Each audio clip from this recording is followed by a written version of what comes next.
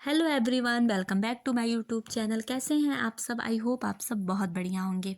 कहा जाता है कि एक गर्भवती महिला अपनी प्रेगनेंसी के दौरान पोषायुक्त भोजन करती है, विटामिन युक्त भोजन करती है, जिससे उसके गर्भ में पल रहा बेबी का अच्छे तरीके से विकास हो सके। उसी प्रकार एक प्रेग्नेंट लेडी अपनी प्रेगनेंसी के दौरान जिन विचारों को ग्रहण करती है, जिन विचारों को सोचती है, जो सोचती है, जो समझती है, या जिन कहानियों को सुनती है, जिन विचारों के बीच रहती है, इन सब बातों का उसके होने वाले बेबी के मानसिक विकास पे बहुत ज़्यादा प्रभाव पड़ता है। इसीलिए कहा जाता है कि आप अपनी प्रेगनेंसी के दौरान अच्छे विचारों को ग्रहण कीजिए, सकारात्मक विचारों के बीच रहिए और अच्छी अच्छी कहानियाँ सुनिए। इसी कड़ी में आज हम एक कहानी सुनेंगे, एक ऐसी कहानी जो आपके बेबी के मानसिक विकास पे बहुत ज़्यादा प्रभाव पड़ता है। हर प्रेग्नेंट लेडी को अपने प्रेगनेंसी के दौरान इस कहानी को ज़रूर सुनना चाहिए। ये कहानी तेनाली रामन की कहानी है। तो चलिए हम स्टार्ट करते हैं। एक बार राजा कृष्ण देव राय और तेनाली रामन टहलने निकले। दोनों अपने रथ पे सवार थे।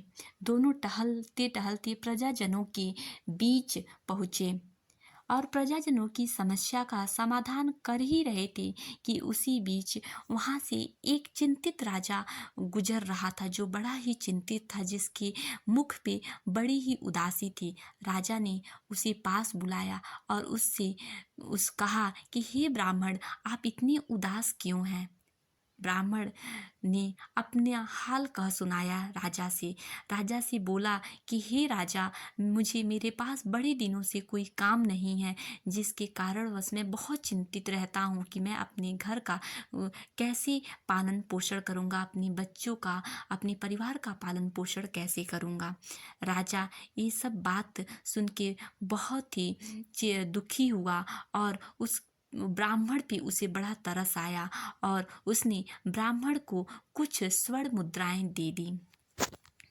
स्वर्ण मुद्राएं लेकर ब्राह्मण बहुत खुश हुआ, आभार प्रकट किया राजा के प्रति और वहाँ से निकल पड़ा। बड़ा ही खुश था और चले जा रहा था। वो सोच रहा था कि इन स्वर्ण मुद्राओं से मैं अपने लिए ज़रूरत की वस्तुएं ले लूँगा। ये सोच ही रहा था कि तब तक एक चोर ने उसकी वो स्वर्ण मुद्राएं की थैली छीन ली और वहाँ से भाग गया। एक क्षण में ही उस ब्राह्मण का आनंद दुख में बदल गया और फिर से वहाँ से बड़े दुखी मन से वो गरीब ब्राह्मण घर चला गया। दूसरे दिन भी राजा कृष्णदेव राय और तेनालीराम राज्य की सैर कर रहे थे। राजा को फिर से वह गरीब ब्राह्मण दिखाई दिया और आज भी वह उदास था। राजा ने उसे अपने पास बुलाया और ब्राह्मण ने पूछा कि आप क्यों उदास हैं? ब्राह्मण ने सारी कहानी उससे कह सुनाया, जो उसके साथ पिछले दिन घटित हुआ था। राजा को फिर उस पर तरस आया और उसने इस बार एक मोती उस ब्राह्मण को दे दी। इस बार भी ब्राह्मण उस मोती को पाकर बहुत ही खुश हुआ और अपने घर की ओर चल पड़ा। घर पहुंचकर वो उस मोती को एक मिट्टी के घड़े में रख दिया और रख के वो सो गया। जब वो उठा दोबारा से तो देखा वो घड़ा वहाँ नहीं था। उस घड़े को उस ब्राह्मण की पत्नी लेकर नदी पे पानी भरने चली गई। जब वो पानी भर के आई तो उस घड़े में वो मोती नहीं था। इस बार भी राजा बहुत उदास हुआ और फिर से वो चिंतित होकर राजा के और तेनालीराम के पास पहुंचा और इस बार भी उसने अपनी सारी कथा, अपनी सारी घटना उस राजा को कह सुनाया। राजा कहा, ये सब क्या हो रहा है? इस बार तो मैं पक्का ही कुछ भी नहीं दूंगा इस ब्राह्मण को। तो तेनालीराम कहा, राजा आप रुकिए, मैं देखता हूँ। तेनालीरामन उस ब्राह्मण के पास पहुँचा और उसे 2 सिक्का दे दिया। ब्राह्मण उस सिक्के को लेकर चल दिया वहाँ से। वो रास्ते में जा रहा था, सोच रहा था ये मामूली सिक्का किस काम के है, अब मैं इससे क्या करूँगा, बड़े ही उदासी मन से वो जा रहा था। इसी बीच एक मछुआरा मछली मार के उस रास्ते से गुजर रहा था। तेना जो गरीब ब्राह्मण था उसने सोचा कि इन सिक्कों से मैं इन मछुआरे का कुछ मदद कर देता हूँ, दे देता हूँ, ये मेरे किस काम का है। तो वो 2 सिक्के उठाकर उस मछुआरे को दे दिया।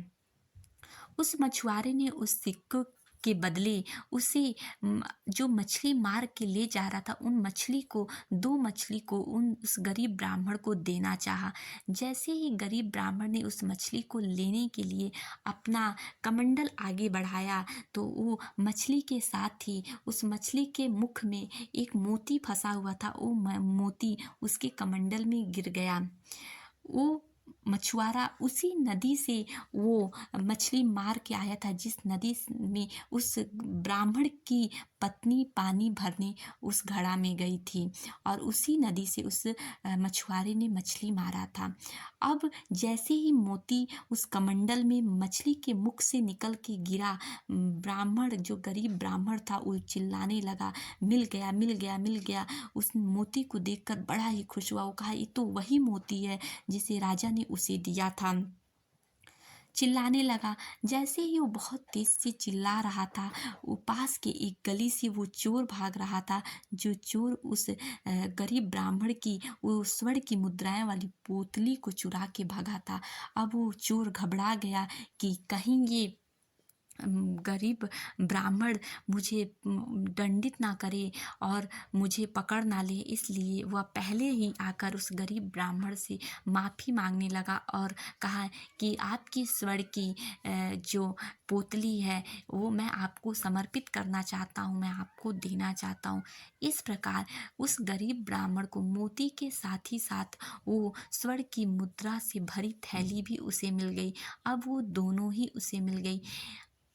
वो दोनों ही लेकर अपने घर को खुशी होकर लौट गया। इस कहानी से हमें ये सीख मिलती है कि जब भी हम अपने स्वार्थ के बारे में ना सोचकर सामने वाले के हित के बारे में सोचते हैं तो प्रकृति हमारे साथ न्याय करती है, हमारे बारे में सोचती है।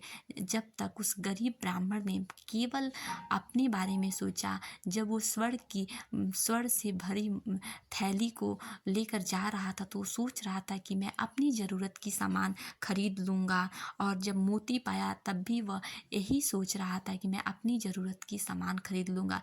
लेकिन जब वो सिक्का पाया तो वो मछुआरे के बारे में सोचा, इसलिए प्रकृति ने उसके बारे में सोचा, भगवान ने उसके बारे में सोचा।